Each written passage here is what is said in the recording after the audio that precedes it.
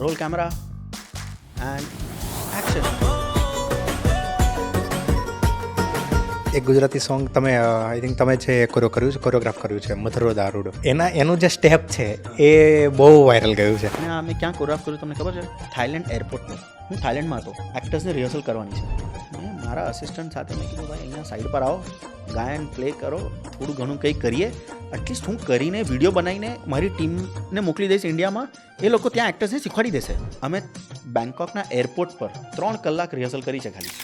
પ્રિન્સભાઈ, ડીઆઈડીથી તો બધા ઓળખે છે બરાબર, પણ મારે થોડીક એ પહેલાંની લાઈફ વિશે વાત કરવી છે કે ડીઆઈડી પહેલાંની લાઈફ કેવી હતી. કે મેં વધારે ડાન્સ શીખ્યું નથી કદાચ. હું ડીઆઈડીના જસ્ટ 1.5 કે 2 વર્ષ પહેલાં ડાન્સ ક્લાસ જોઈન કરી હતી. તો હું જ્યાં ટ્યુશન્સમાં જતો હતો તો એ ટ્યુશન્સમાં મારા જે મેથ્સ ટીચર હતા એ જ ડાન્સ ટીચર હતા. તો મેં એમની સાથે રેગ્યુલર ક્લાસીસ જોઈન કરી અને મારા ખ્યાલથી 1.5 વર્ષ પછી અમે બુગી વુગીનો ઓડિશન આપ્યો. તો એવું હતું કે ચલો ડાન્સ ઇન્ડિયા ડાન્સ કરીને આવી છે તો એ બી આપી દઈએ ઓડિશન. હું અમદાવાદ આવ્યો હતો ઓડિશન આપવા માટે. અમે પછી બધાએ સાથે એક મૂવી કર્યું તમે ABCD 1, રાઈટ? તો જે રેમો સર છે એમણે કઈ રીતે તમને કીધું કે હવે તમે ડાન્સ તો ચલો તમે બેસ્ટ કરો છો બરાબર, પણ હવે તમે એક્ટિંગ કરો?